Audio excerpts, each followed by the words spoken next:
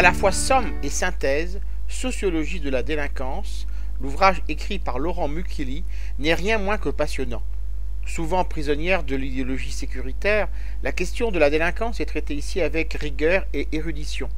L'auteur retrace d'abord le cheminement de son étude, depuis la perspicacité d'un Durkheim jusqu'à la création dans les années 1990 de l'Institut des hautes études de sécurité intérieure, en passant par la fertile école de Chicago et la réflexion menée par le Centre de Vaucresson sur la délinquance juvénile.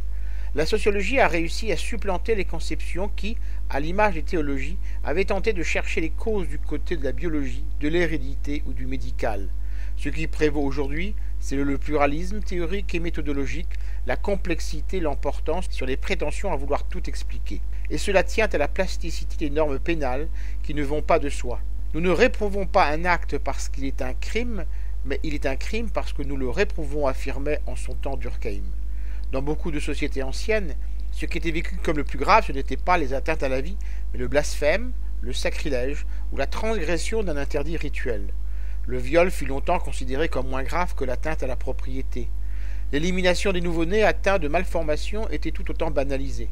Dans le même temps où l'avortement et l'homosexualité finirent par être dépénalisés, on a vu se construire la notion de maltraitance intrafamiliale, jusque-là tabou et laissée à la discrétion du chef de famille. La délinquance est donc bien une notion relative, définie par la loi, dans une société donnée et à un moment donné. Les évolutions contemporaines en sont une autre illustration.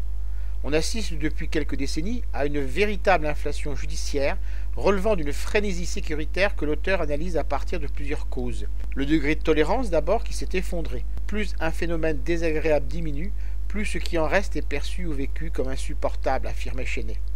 Le lobbying des syndicats de policiers ensuite, particulièrement efficace tant auprès des politiques que de l'opinion publique. Les médias enfin, à la fois recherchant et suscitant la sensation et l'indignation. Cette collusion produit une focalisation sur les actes des couches les plus défavorisées de la société et des plus jeunes. Quant aux fraudeurs de la haute société, ils bénéficient d'une quasi-impunité.